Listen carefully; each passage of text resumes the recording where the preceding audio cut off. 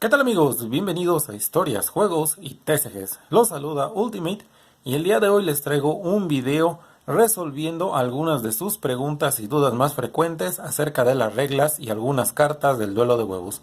Así que los invito a que se puedan suscribir al canal, a que puedan compartir todo este contenido y si tienen alguna duda que no sea resuelta en este video, los invito a que me lo dejen en la parte de abajo de los comentarios para que así podamos hacer una segunda parte.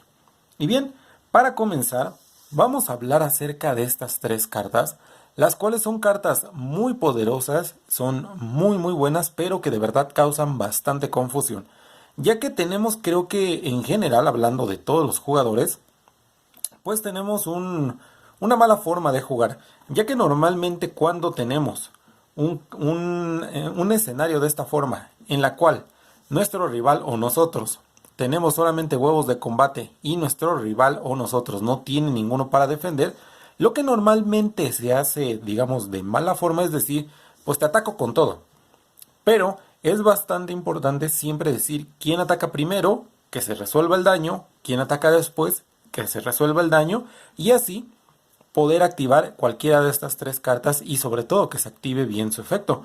Porque algo que llegué a notar es que normalmente cuando un rival no tiene huevos con qué defender, pues decimos ataco con todo, inmediatamente pues activo esta cosa y se cree que ya con solamente activar esta cosa, pues bueno, todo el daño que me hayan hecho ahora se le va a revertir y a mí se me va a subir. Cosa que no es cierto. Sobre todo si tenemos un escenario como el que les voy a plantear a continuación, en el cual, pues bueno, nosotros solamente nos quedan 3000 puntos de vida y si esto lo hacemos así, estaríamos perdiendo. ¿Por qué? Porque si vemos aquí, el daño de nuestras cartas sumados darían 3500. Entonces, si nos llegan a meter los 3500 puntos de vida, sobrepasan lo que nos resta de vida y por ello estaríamos perdiendo. Entonces, aquí les voy a presentar un ejemplo bastante, creo que gráfico, para que se entiendan cómo actúan cada una de estas cartas. Pero antes de iniciar con esto, pues vamos a leerlas un poco más a detalle porque creo que es bastante importante para que se entiendan. Entonces, la primera de ellas es la carta del espejo. Y nos dice que todos los puntos de vida que hayas perdido hasta el momento y dentro de este turno también se le deben de restar al contrincante. Ok, entonces en este caso para utilizar esta carta la podemos utilizar en cualquier momento.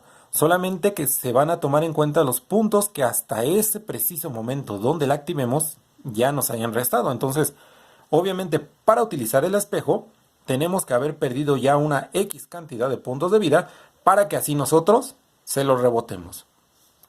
Pasando con la siguiente carta, tenemos por aquí a la cata del huevo Zen y nos dice que todo el daño que se haya causado en este turno hasta el momento de aplicar esta carta es reducido a cero. Entonces, aquí hay dos cosas importantes. La primera de ellas es que dice que todo el daño que se haya causado, y esto habla en plural tanto para mí como para el rival.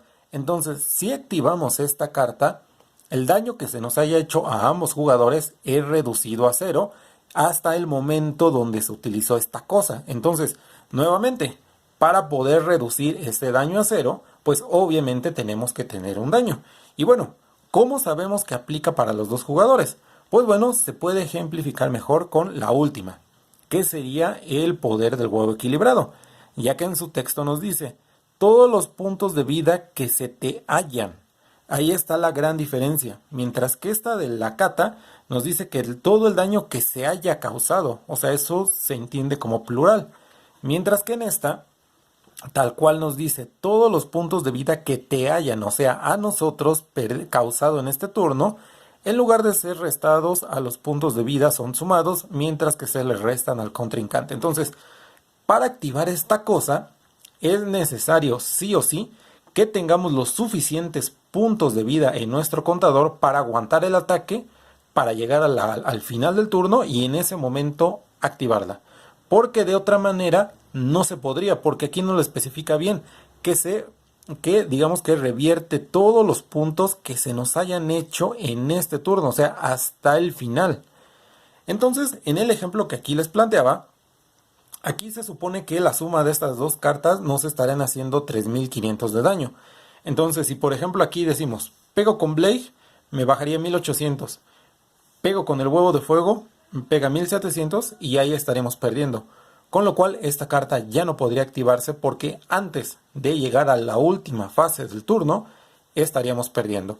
Pero ahora, ¿qué pasa si lo hacemos de esta forma? Por eso les digo que es bastante importante el que nuestro rival o nosotros mismos, pues sí tengamos cuidado con quién atacamos primero. Entonces vamos a suponer que aquí es el turno del rival, nos va a atacar de forma directa a nuestros puntos y él dice, ataco primero con Blade.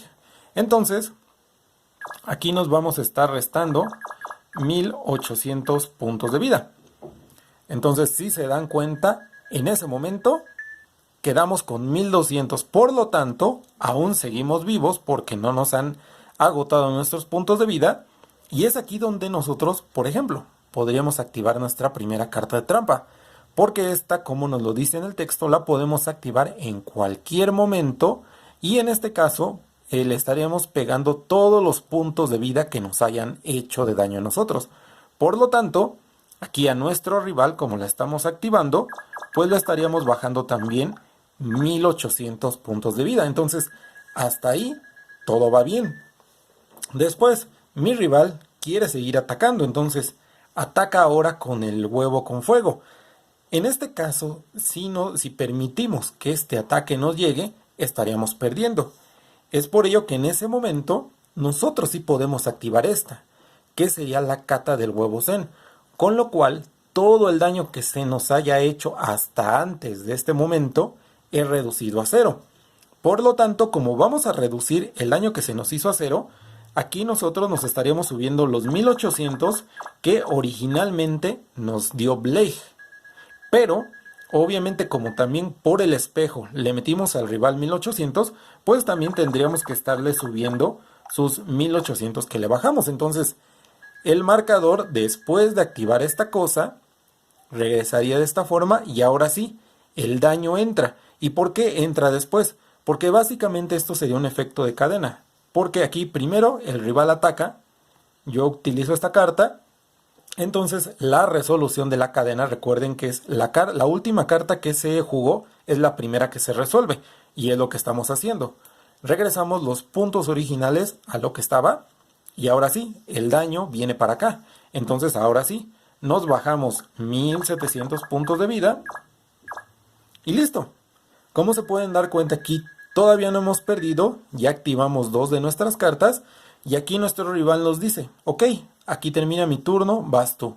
En ese preciso momento cuando nos dice vas tú, nosotros podemos decir, antes de que termine tu turno, quiero activar mi carta de hechizo, que sería el poder del huevo equilibrado. Y como ya lo vimos, nos vamos a sumar todos los puntos que nos hayan restado y se los vamos a quitar al rival. Pero si dan cuenta es todo el daño de este turno. Entonces, en este caso, el daño total de este turno solamente fueron estos 1700, ya que el daño que originalmente hizo Blade se canceló con esta. Por lo tanto, primero lo que tendríamos que hacer es devolvernos nuestros 1700 puntos de vida. Así, nuestro marcador vuelve a nuestros 3000 puntos originales. Después dice, todos los puntos de vida que te hayan causado en este turno, en lugar de ser restados, son sumados. Por lo tanto, nos sumaríamos los 1700 que en teoría nos hicieron. Y al final nos dice, mientras que se le restan al contrincante. Entonces aquí le restaríamos a nuestro rival 1700 puntos. Y así es como se debería de llevar a cabo el conteo de daño correctamente. Si se dan cuenta, es un tanto complicado si lo hacemos así como se los enseñé al principio, así como de te ataco con todo, te pego con todo, o sea, no. Por eso es mejor que lo hagan así, paso por paso, sobre todo para identificar cuáles de estas cartas se pueden activar. Porque como lo vimos al inicio, si me hubiera pegado los 3500 de daño directo, esta carta nunca lo hubiera podido ocupar porque hubiera perdido mis puntos antes de tiempo. Otra duda que también me estuvieron preguntando fue acerca del efecto de esta carta, ya que como podemos ver aquí, la hueva vomitona nos dice que todo el huevo de combate que ataque a este huevo es regresado a la mano de su dueño y el daño se resuelve normalmente. Entonces, ¿qué es lo que pasa con esto si nosotros la tenemos colocada boca abajo y nuestro rival nos está atacando. Pues bueno, en este caso, vamos a suponer que es esta, para que se vea un poco mejor ejemplificado. Cuando nosotros atacamos, esta cosa obviamente la tenemos que voltear. Y aunque aquí el efecto de esta carta no diga que es de volteo como tal, este efecto sí se aplica, porque sería como un efecto continuo o como un efecto permanente que permanece activo siempre en esta carta. Por lo tanto, aun cuando esté boca abajo y en el momento en que es girada, automáticamente se activaría y con eso nos pegaría, por diferencia de ataque y defensa, nos destruiría, pero esta carta sería devuelta a la mano de mi rival. Cosa diferente que pasa, por ejemplo, con una carta normal de volteo, ya que vamos a suponer que ahora tenemos esta carta en modo de defensa. Esta carta es la de mi rival. Esta cosa tiene 800 de ataque y nos pega aquí. En el momento de hacer esto, se activaría el efecto de volteo, el cual nos dice que podemos destruir una trampa. Entonces ya seleccionamos la trampa, la destruimos, y como en este caso nuestra defensa es mayor que este ataque, esta carta queda viva, no le pasa absolutamente nada. Pero su efecto ya no se puede aplicar el siguiente turno, porque por ello dice que es de volteo. Solamente se va a poder aplicar, por así decirlo, una vez en el juego cuando hace esto y hace esto. Mientras que esta, a pesar de que no dice que es un efecto flip, como es un efecto continuo, tantos turnos quede así, va a poder activar. Entonces, si aquí yo le pego, me regresa. Vuelvo a bajarlo, le pego, me regresa. Vuelvo a bajarlo, le pego y así hasta que sea destruida por un huevo de combate con mayores puntos, como por ejemplo este. Aquí pego, de todos modos me regresaría la mano, pero ya la destruiría. Entonces, eso es lo que pasaría con esta carta. Otra carta que ha creado un conflicto bastante interesante es esta carta de Huevox, ya que como vemos aquí, el efecto de volteo nos dice que convence a cualquier huevo de combate para que se vaya del campo regresándolo a la mano de su dueño. Entonces, ¿qué pasaría con esta cosa? Pues bueno, nuevamente vamos a suponer que nosotros la tenemos boca abajo en nuestro campo, nuestro rival tiene 2 huevos de combate. Vamos a suponer que aquí el poeta ataca aquí a Huevox. En el momento en que hace el efecto de volteo, esta carta no se puede regresar a sí misma porque aquí ya declaró ataque, ya le metió daño y por lo tanto ya estaría como destruida. Puede aplicar su efecto sí, pero a otro huevo. Entonces, como esta cosa todavía no ha atacado, o el mismo Gabriel, podría decir, ok, me atacas, efecto de volteo, te subo a Gabriel. Y así lo suben a la mano del rival y esta cosa es destruida. Así es como se debería de resolver si nos atacan. Pero ¿qué pasa si, por ejemplo, es nuestro turno? Nosotros podemos activar su efecto de volteo manualmente y ahora sí, podríamos estar devolviendo a la mano del dueño estas 2 cartas o incluso él mismo. Pero en este caso sí se puede porque lo estamos activando en nuestro turno y como un efecto de volteo manual. Entonces, esta es la gran diferencia. Siempre que nos ataquen, si la diferencia de puntos es mayor, nuestras cartas serían destruidas y sí pueden activar su ataque, o mejor dicho su efecto, pero tendría que ser a otra carta, porque de todos modos, si yo se la activo a este mismo, como de todos modos ya me metió el daño, pues sería destruida, entonces no tendría como el sentido de poderme subir a mí mismo si me están destruyendo. Pero como les digo, si ahora es mi turno y yo la activo manualmente, pues ahora sí, me podría subir a mí mismo o podría subir alguna de las cartas del rival que me estorbasen. Otra duda que también surgió en los eventos fue acerca del huevo calaca, con el cual nos dice que su efecto de volteo es que todas las cartas que se encuentren tapadas en el campo deberán de ser giradas boca arriba. Y aquí la pregunta es, ¿solamente son mis cartas o las de ambos jugadores? Y en este caso, como el texto lo dice, son todas. Tanto las mías que estén boca abajo como las del rival son giradas para que ambos jugadores puedan ver las cartas. Entonces, el huevo calaca es una carta muy buena, sobre todo para poder ver qué es lo que tiene el rival, pero también hay que saberla jugar para que obviamente tengamos el menor número de cartas giradas boca abajo en nuestro campo, para que así no descubramos nuestra estrategia. Entonces, esta carta aplica para ambos jugadores. Otra duda que ha surgido es acerca de esta carta, que sería la carta de cambio de yema, con la cual nos dice que seleccionamos un huevo de combate del contrincante y lo colocamos en el campo bajo nuestro control en posición de ataque o defensa hasta el final del turno. Entonces, la pregunta de esta carta es la siguiente: si yo activo esta carta, ¿puedo controlar a un huevo que está boca abajo o tiene que ser forzosamente a uno que esté boca arriba? Y en este caso sería a uno que esté boca arriba. Porque en este caso aquí nos dice que nosotros podemos cambiar la posición, ya sea defensa o ataque. Y como esta cosa sigue boca abajo, no tendría consistencia, sobre todo con las reglas que van un poco más adelante. Entonces, esta carta solamente se puede ocupar para aquellos huevos que tenga nuestro rival y que estén boca arriba. Una vez que nosotros seleccionamos al huevo, vamos a suponer que seleccionamos aquí a Gabriel, y por alguna razón nosotros lo queremos dejar en modo de defensa. Cuando termine nuestro turno, a nuestro rival le es devuelta su carta en la misma posición en la que nosotros la dejamos. Entonces, si nosotros la cambiamos a defensa, se la regresaríamos así. Otra de las preguntas que me han dejado es que cómo, o mejor dicho, qué diferencia hay entre una invocación normal y una de sacrificio.